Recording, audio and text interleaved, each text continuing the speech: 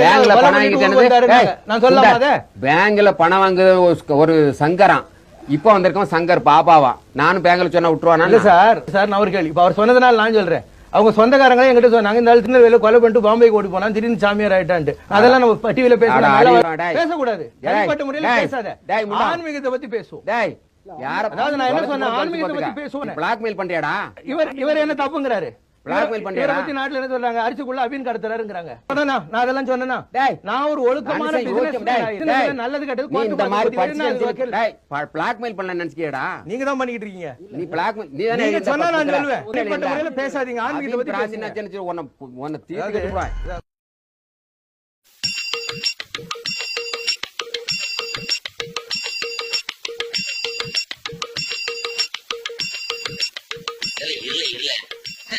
சாவுக்கு ஆடு வேற ஸ்டுடியோக்குள்ள விட்டா அவன் இங்கேயும் டான்ஸ் காட்டுறான்.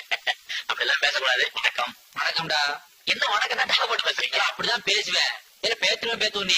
நம்ம பேசுற 4 பேர் பாத்துட்டு இருக்காங்க. பேசக்கூடாது, மாத்தி பேசுறேன். எவன் பாக்கான்? எல்லாம் பாக்குறவங்க தானே பாக்குறான். அதாவது அவர் அப்படியாருங்கிற வார்த்தையை உளவையாருன்னு படிக்கிறவரு நம்ம கிட்ட காக்கி சித்திரம் மொபால் சித்திரம் கதை விடுறாரு.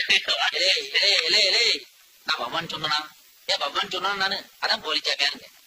போற வழியில போலீஸ் ஜீப்ல டீசல் திரும்ப தான் நீ. ஆனா மண்ணு லாரி என்ன பெறும்? அந்த மண்ணை திருடி வீடு கட்டின வேண்டு போய் திருட்டு போய் முள்ள மாதிரி போய் இவன் கூட சேராது. இவன் மைக்கு திருடுறவன் மைக்கு மொத்தம் திருன்னு சொல்லாத.